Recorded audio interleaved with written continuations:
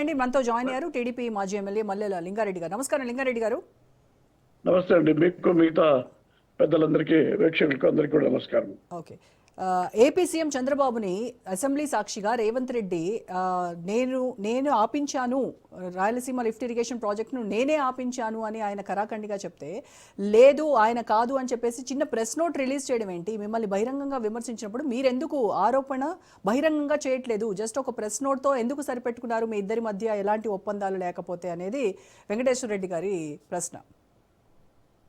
ఒకటండి, ఇప్పుడు ఎంతమంది ఇప్పుడు అందరూ స్టేట్మెంట్ ఇచ్చినాం, మొత్తం మంత్రులు ఇచ్చినారు, మేము ఇచ్చినాము, చంద్రబాబు నాయుడు గారు ఇచ్చినారు, అందరు ఇచ్చినారు. ఇక్కడ రేవంత్ రెడ్డి గారికి వాళ్ళ ఆఫీసర్స్ విషయాలు అప్డేట్ చేసినట్లేదు, అంటే కమ్యూనికేషన్ గ్యాప్ ఉంది. ఆయన 2019లో వైఎస్ఆర్సీపీ అధికారంలోకి వచ్చింది. 2020 మొదట్లో ఈ రాయలసీమ లిఫ్ట్ ఇరిగేషన్ ప్రాజెక్ట్ అని అదేదో డబ్బుల కోసమని ఆ ప్రాజెక్టును మొదలు పెడతామని చెప్పినారు. అక్కడ ఏమైంది, గ్రీన్ ట్రిబ్యునల్ వచ్చేసి స్టే ఇచ్చింది, ఫైన్ కూడా వేసింది. దాదాపు 100 కోట్ల రూపాయలు మీరు పర్యావరణ అనుమతులు ఏం లేకుండా అది మొదలు పెట్టారని చెప్పి ఫైన్ వేసింది, స్టే ఇచ్చింది. స్టే మొత్తం అంతా ఉంది, నాకు తెలిసి ఇప్పటికి కూడా ఉంటుంది స్టే.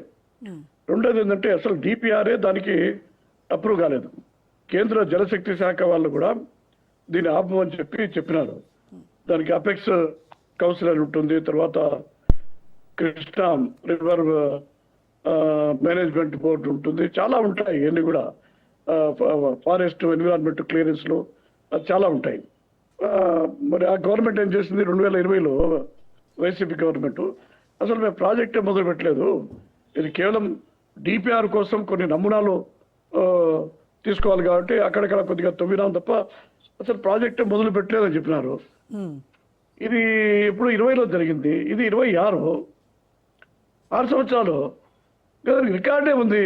దానికి వచ్చేసి రేవంత్ రెడ్డి గారు అడిగితే చంద్రబాబు నాయుడు గారు ఆయనకేదో ఇద్దరు తెలుగుదేశంలో ఉన్నారు కాబట్టి ఆయన అడిగిన దానికి ఇలా ప్రాజెక్ట్ వదిలేసినారు, లేకపోతే రాయలసీమకు అన్యాయం చేస్తారంటే కాదు, రికార్డులు ఉన్నాయి. గ్రీన్ ట్రిబ్యునల్ యొక్క స్టే ఆర్డర్స్ 2021 డిసెంబర్లో ఎన్జీటీ ఆదేశాల ప్రకారమే దక్షిణ తెలంగాణకు అన్యాయం జరుగుతోంది అని ఇటు బీఆర్ఎస్ కూడా కంప్లైంట్ చేయడం మూలన ఖచ్చితంగా ఎన్జీటీ ఆదేశాలు ఇవ్వడము, సో దీంతో ప్రాజెక్ట్ ఆగిపోయింది, అది అందరికీ తెలిసినటువంటి అంశమే. మరి దానికి రేవంత్ రెడ్డి గారు చెప్పినా అంటే దానికి మేమేం చేయాలి, వాస్తవమే కదా.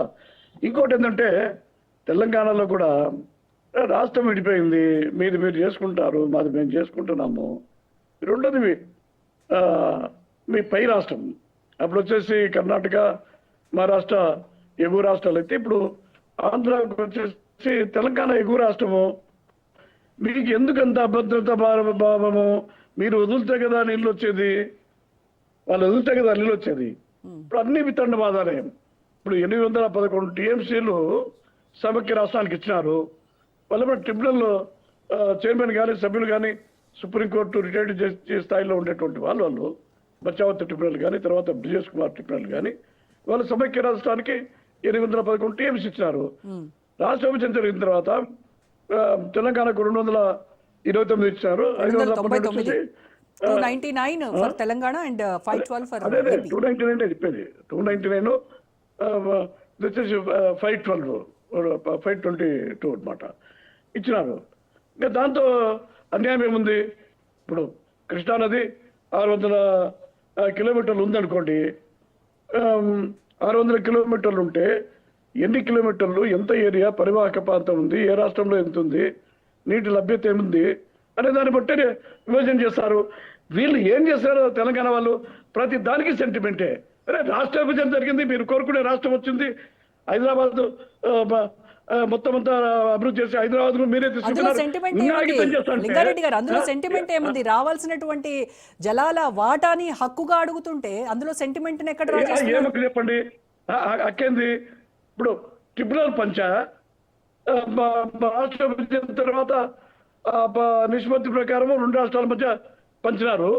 ఇప్పుడు కాళేశ్వరం కట్టినారు, ఆంధ్ర నాయుడు గారు కట్టారా? మరి పైన గోదావరిలో డ్యాములు కడతా ఉంటే అనంతరాజుగా మరి నీళ్ళు కిందికి రావాలి కదా. అయితే మేమేం చేసాము, 3000 టీఎంసీ నీళ్లు గోదావరి నీళ్ళన్నీ కూడా సముద్రం పాలవుతున్నాయి.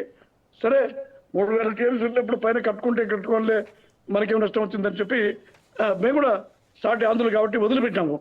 వాళ్ళకి అది ఆ సోయే లేదు. తెలంగాణ భాషలో చెప్పాలంటే ఆ సోయే లేదు. అసెంబ్లీ ఎలక్షన్లు వస్తే ఆంధ్ర వాళ్ళని తిట్టడము, లేకపోతే ప్రభుత్వాన్ని చంద్రబాబు నాయుడు గారిని తిట్టము.